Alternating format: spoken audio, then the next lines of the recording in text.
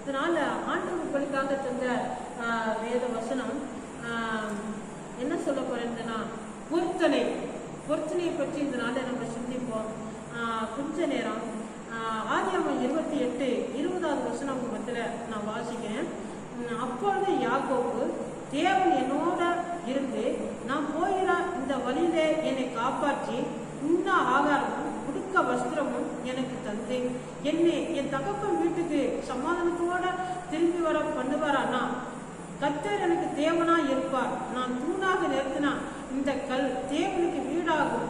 தேவரே எனக்கு தரும் எல்லாவற்றிலும் உமக்கு தசம்பாவம் செலுத்துவேன் என்று சொல்லி பொருத்தனை பண்ணி கொண்டான். பாருங்க, இந்த இடத்துல யாக்கோபு ஒரு பொருத்தனை பண்றதை நம்ம வாசிக்கிறோம்.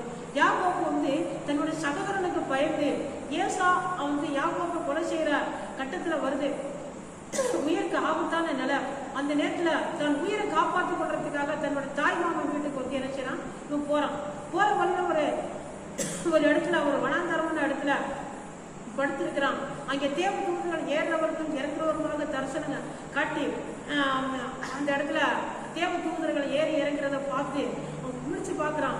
ஆண்டவர் இங்கே இருக்கிறாரு, ஆண்டோட வல்லமை மகமே இங்கே இருக்கிறது, இது வானத்தின் வாசம் அப்படின்னு சொல்லி ஆச்சரியப்பட்டு அந்த இடத்துல ஒரு கல்லை எடுத்து நிறுத்தி இது தேவனுக்கு வீடுன்னு சொல்லி அந்த இடத்துல சொல்றான்.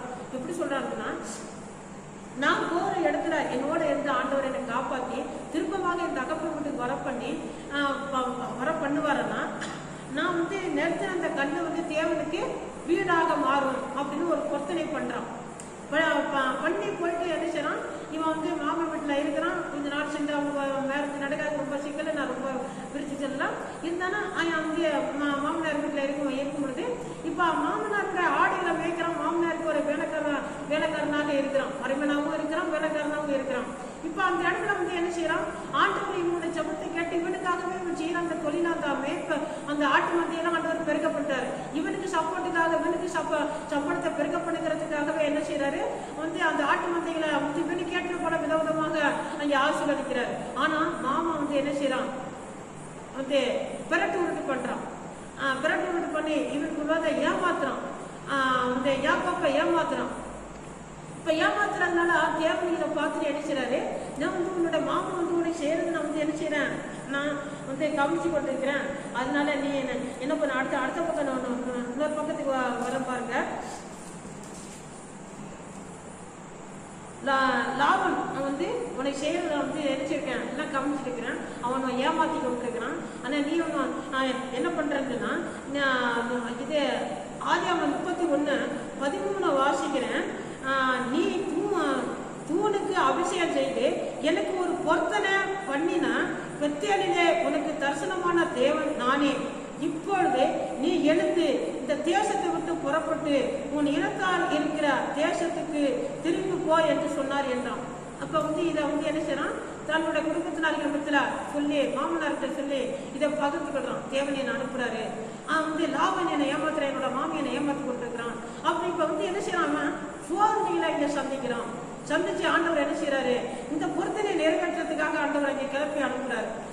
சரி புறப்பட்டு வர்றான். இன்னொரு இடத்துல நம்ம வாசிக்கிறோம், அதே ஆதியாகமம் 35:1-2 வாசிக்கிறவங்க மத்தியில தேவன் யாக்கோபை நோக்கி, நீ எழுந்து பெத்தேலுக்கு போய் அங்கே குடியிருந்து நீ உன் சகோதரனாய ஏசாவின் முகத்துக்கு விலகி ஓடி போகிற பொழுது உனக்கு தரிசனமான தேவனுக்கு அங்கே ஒரு பலிபடத்தை உண்டாக்கு என்றார். அப்பொழுது யாக்கோபு தான் வீட்டாரையும் தன்னோட கூட இருந்த மற்ற அனைவரையும் நோக்கி, உங்களிடத்தில் இருக்கிற அந்நிய தெய்வங்களை விலக்கி போட்டு உங்களை சுத்தம் பண்ணி கொண்டு உங்க வஸ்திரங்களை மாற்றுங்க அப்படிங்கிறாரு. பாருங்க, இந்த இடத்துல என்ன ஏன் இப்படி சொல்ல வர்றாருன்னா, இங்கேயும் ஒரு சோதனை ஆண்டவர் சந்திக்கிறார். யாக்கோபுக்கு 12 ஆம்பளை பிள்ளைகள் ஆண்டவர் கொடுத்திருக்காரு, ஒரே ஒரு பொம்பளை பிள்ளை. அந்த பொம்பளை பிள்ளை நிமித்தம் சரியான ஒரு சோதனையை அங்கே அவர் அனுபவிக்கிறார். அந்த ஊருக்குள்ளே அவரால் இருக்க முடியாத நிலை, தன்னுடைய குடும்பத்தினருக்காக ஆபத்தான நிலை, இப்ப சரியான இக்கட்டை சந்திச்சு அங்கே சோர்ந்து போயிருக்கிற இடத்துல அங்கேயும் ஆண்டவர் போயிட்டு என்ன செய்யறாரு, நீ தூணாக நிறுத்தின இடத்துல நீ பொருத்தனை பண்ண அந்த இடத்துக்கு நீ போயிட்டு என்ன செய்ய, பலியிடு கிளம்புன்னு அங்கேயே சொல்றாரு. பாருங்க, இன்னைக்கு பொருத்தனை நிறைவேற்ற முடியாதபடி செய்யாதபடி அது நினைக்காத நிறைய தேவனுடைய பிள்ளைகள் இருக்கிறாங்க. அந்த இடத்துல சோதனைகளை சந்திச்சு கொண்டிருக்கிறார்கள். சோதனைகள் வரும் பொழுதே என்ன செய்யணும் வந்து பண்ண பொறுத்தனை ஏதோ விட்டுட்டோம். ஒரு பிள்ளை சிலவெல்லாம் நீங்க வந்து கேட்டுருக்கலாம், கற்பத்துக்கு அணியை கேட்டு பெற்றுக்கொண்டிருக்கலாம், அந்த ஊழியத்துக்காக ஒப்பு கொடுக்கிறேன்னு சொல்லி நீங்க ஜெபம் பண்ணி வாங்கியிருக்கலாம். ஆனா அது படிச்சு நல்லா அழகா ஆளா உயரமாக நல்லா படிப்பாளியாக போடணும்னா கொஞ்சம் யோசிக்கலாம். உடனே அந்த பிள்ளைக்கு ஒரு பிரச்சனை வருது, ஒரு வந்து வீக்னஸ் ஆகுது அந்த பிள்ளை. அல்லது வந்து நீங்க வந்து ஒரு இடத்த ஆண்டவருக்காக குடிக்கிறேன்னு சொல்லியிருக்கலாம், ஒரு வீட்டு ஆண்டவருக்காக குடிக்கிறேன்னு சொல்லியிருக்கலாம், ஒரு காணிக்கை ஆண்டவருக்காக குடிக்கிறேன்னு சொல்லியிருந்திருக்கலாம், அல்லது ஜெபத்துல ஒரு பொருளை நான் வாங்கி வைக்கிறேன்னு சொல்லியிருந்திருக்கலாம், ஆண்டவருக்காக நான் ஊழியம் செய்வேன்னு சொல்லியிருக்கலாம், நான் ஆண்டவருக்காக நான் ஜெபம் பண்ணுவேன், ஊழியர்களுக்காக நான் ஜெபம் பண்ணுவேன்னு சொல்லி நீங்க ஒப்பு கொடுத்துருக்கலாம்.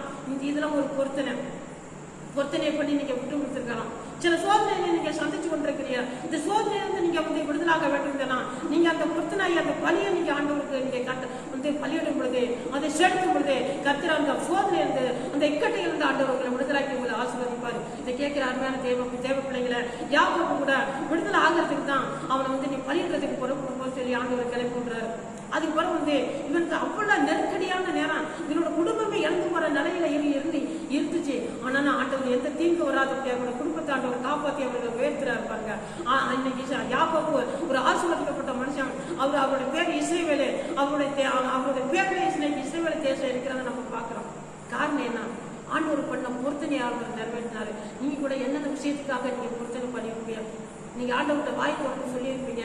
நீங்க அதை நினைச்சு பாருங்க. ஆண்டவர் விரிவாக ஆண்டவரை இந்த பொருத்தனை நிறைவேற்றுன்னு சொல்லி நீங்க ஒப்புக்கொண்டு நீங்க ஆண்டவர்கிட்ட படிச்சு அந்த பலியை இடுங்க. ஆண்டவர் உங்களை அதிகமாக ஆசீர்வதிப்பாரு, உங்களை உயர்த்துவாரு. இதை கேட்டுக்கிறவங்க ஒவ்வொருத்திலையும் ஆண்டவர் அதிகமாக ஆசீர்வதிப்பாரு. நான் இதை முடிக்கிறேன். தொடர்ந்து வந்து இன்னும் அந்த சாட்சி இந்த பொருத்தனையை அடுத்த வாரத்தில் ஆண்டவர் சுத்தமான ஒரு பொருத்தனையை நம்ம பார்ப்போம். கர்த்தர் உங்களை ஆசீர்வதிப்பாரு.